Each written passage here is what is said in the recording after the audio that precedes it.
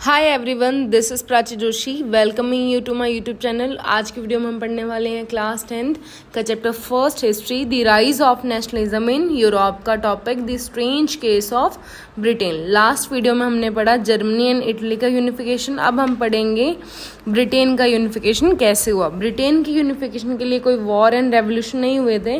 The unification of Britain took place with a long drawn process.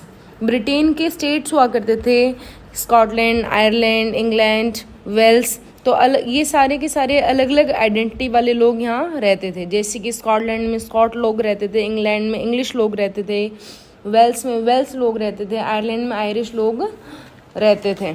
तो Wales was a part of England from 1535 और 1688 से पहले England में monarchy होती थी और उसके पास में ही पावर थी। लेकिन 1688 के बाद में वहाँ पर मोनार्की तो रहती है, लेकिन मोस्ट ऑफ द पावर है जो इंग्लिश पार्लियामेंट के पास में पहुँच जाती है। In 1688 English parliament seized power from the monarchy.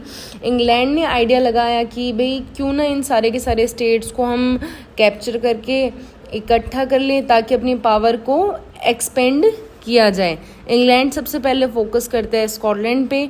In 1707, the United Kingdom of Great Britain formed the Act of the Union between England and Scotland. Act of union के sign होती ही Scotland मर्ज हो जाता है ब्रिटेन में और बनाता है United kingdom of great Britain. धीरे धीरे ब्रिटिश पार्लियामेंट के अंदर भी इंग्लैंड के लोगों का डोमिनेशन बढ़ता गया। They started suppressing the Scotland people. और स्कॉटलैंड के लोगों को भी अपनी लैंग्वेज मतलब बोलने की प्रेफरेंस नहीं थी। ना ही वो अपनी लैंग्वेज बोल सकते थे, ना ही अपने अकॉर्डिंग कुछ कपड़े पहन सकते थे, कल्चर को फॉलो नहीं कर सकते थे। और सेम ही सिमिलर केस होता है आयरलैंड के साथ। It was a country deeply divided between Catholics and Protestant. Catholic was in majority and Protestant was in minority. ये दोनों आपस में लड़ते झगड़ते रहते थे। इसी चीज़ का फ़ायदा उठाता है इंग्लैंड। इंग्लैंड प्रोटेस्टेंट को सपोर्ट करता है ताकि इंग्लैंड इन सब पर डोमिनेशन अपना कर सके। कैथोलिक्स ने इनका विरोध किया। In 1978 Wolfe Tone started revolt against England, लेकिन इनको दबा दिया गया।